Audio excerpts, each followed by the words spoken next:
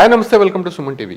వేదంలో విద్యలు ఉన్నాయా, అసలు వేద విద్య అంటే ఏంటో అనేటువంటి ధర్మ సందేహాలను అడిగి తెలుసుకుందాం. మనతో పాటు ఆధ్యాత్మిక గురువు మోహన్ రావు శర్మ స్వామి వారు ఉన్నారు. స్వామి నమస్తే.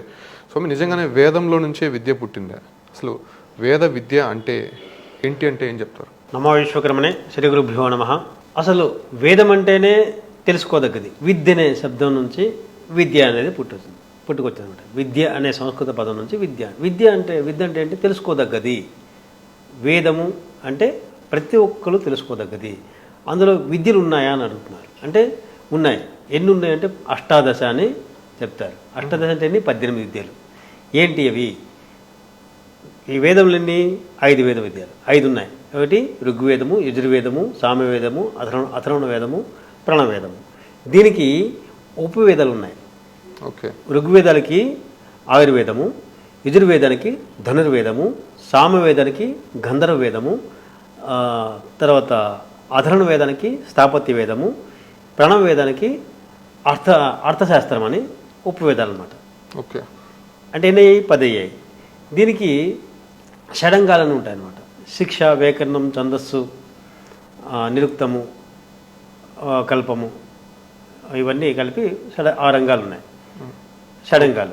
దీని తర్వాత పురాణములు, మీమాంస, ధర్మశాస్త్రము, న్యాయశాస్త్రం, ఇవన్నీ కలిపి మనకి వీళ్ళు అష్టాదశ అంటారు కానీ 20 వచ్చాయన్నమాట. ఇప్పుడు 20 వచ్చాయన్నమాట. ఈ 20 కూడా వేద విద్యలు. అంటే 5 వేదాలు తీసుకుంటే 20 వస్తాయి, 4 వేదాలు తీసుకుంటే 18 వస్తాయి అన్నమాట. ఓకే. ఇవన్నీ కూడా వేదముల యొక్క వేద విద్యలు. చూడండి, యజుర్వేదానికి ఉపవేదం ఏది? ఆయుర్వేదము. ఆయుర్వేదం మన ప్రజలకి ఏం చేస్తుంది? ప్రాణం పోస్తుంది, బతికిస్తుంది, రోగాల నుంచి విముక్తులు చేస్తుంది, ప్రాణాలు కాపాడుతుంది, అన్ని రకాల రుగ్మతుల నుంచి కాపాడేది యజుర్వేదం. అందులో ఇంకేముంది? యజ్ఞము ఎలా చేయాలి, యజ్ఞాలు ఏ దేవతలు పూజించాలి, దేవతల యొక్క వర్ణన అంతా కూడా ఋగ్వేదంలో ఉంటుంది. యజుర్వేదంలో ఏముంది? యజుర్వేదంలో ప్రయోగం ఉంటుంది, కర్మకాండ అనమాట. ఇక్కడ ఏం చెప్పిందో ఋగ్వేదం, దాని కర్మకాండ యజుర్వేదం. కర్మకాండ అంటే ఏంటి? ప్రయోగం, ప్రాక్టికల్. యజ్ఞం ఎలా చేయాలి, ఏ విధంగా చేయాలి, దానికి యజ్ఞ ఆయుధాలు ఏంటి, అదే వాటిని ఏ విధంగా నిర్మించాలి, తయారు చేయాలి, యజ్ఞశాల ఎలా నిర్మించాలి, యజ్ఞకుండం ఎలా నిర్మించాలి. తర్వాత ఇంక దీనికి ఉపవాదం ఏంటి? ధనుర్వేదం.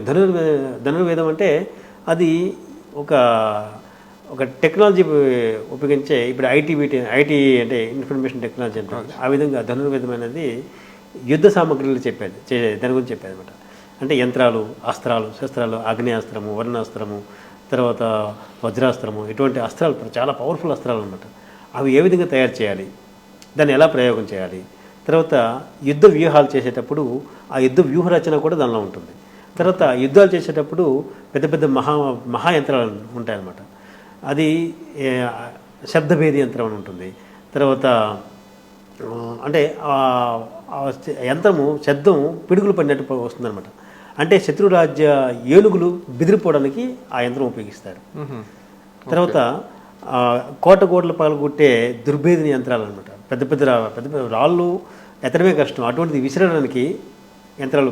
బాహుబలిలో చూసారు ఒకేసారి సహస్ర ధనుర్ధ అని బాణాలు వేసే యంత్రాలు, అటువంటివన్నీ ఈ యజుర్వేదంలో ఉంటాయి. అంటే ఇటువంటి తర్వాత ఇంతే కాకుండా పుష్పక విమానాలు, అంటే అవి ఆకాశంలో ఎగురుతాయి, భూమి మీద ఎగురితే నీటిలో కూడా ప్రయాణిస్తాయి, నీటి పైన కూడా తేలుకుంటూ వెళ్తాయి. అటువంటి టెక్నాలజీ దీనిలో ఉంటుంది, యజుర్వేదంలో ఉంటుంది. అంటే ఈ ఋగ్వేదంలో ఎంతవరకు ఆయుర్వేదం కదా ఉపవేదం, దానిలో వైద్యశాస్త్రం ఉంటుంది. వైద్యశాస్త్రం ఎంతవరకు అక్కడ శిల్పం ఉందంటే 70% శిల్పమే ఉంది.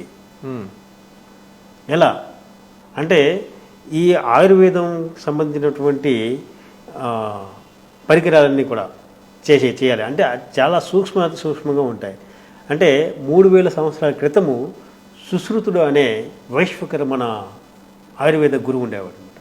ఓకే. ఆయన ఒక యుద్ధంలో ఒక రాజు యొక్క ముక్కు తెగిపోతుంది. యుద్ధంలో గెలుస్తాడు, రాజ్యం వస్తుంది, సంపద వస్తుంది, అంతా వస్తుంది, ముఖానికి అందం పోతుంది అనమాట. ముక్కు పోతే అందం పోయినట్టే కదా.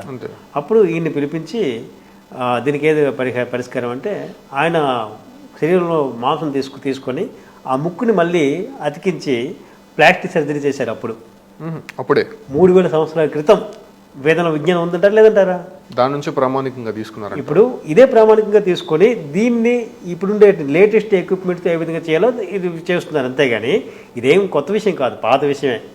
మన సనాతన ధర్మంలో వేదకాలంలో ఈ ప్లాస్టిక్ సర్జరీ కానీ, చేతులు తెగిపోతే కృత్రిమ చేతులు అతికించడము, కాలు తెగిపోతే కృత్రిమ కాలు అతికించడము, ఇటువంటివన్నీ తలలు అతికించడము, తలలు అతికించే కూడా చరిత్ర కూడా మనకి వేదంలో కనిపిస్తుంది అనమాట. ఈ వినాయకుడు చరిత్రలో వినాయకుడు తల తెగిపోయింది అంటే వినాయకుడు అప్పుడు మనిషి ముఖంలో ఉండేవాడు, ఏడుగు తల అతికించారు. విష్ణు తల తెగిపోయింది.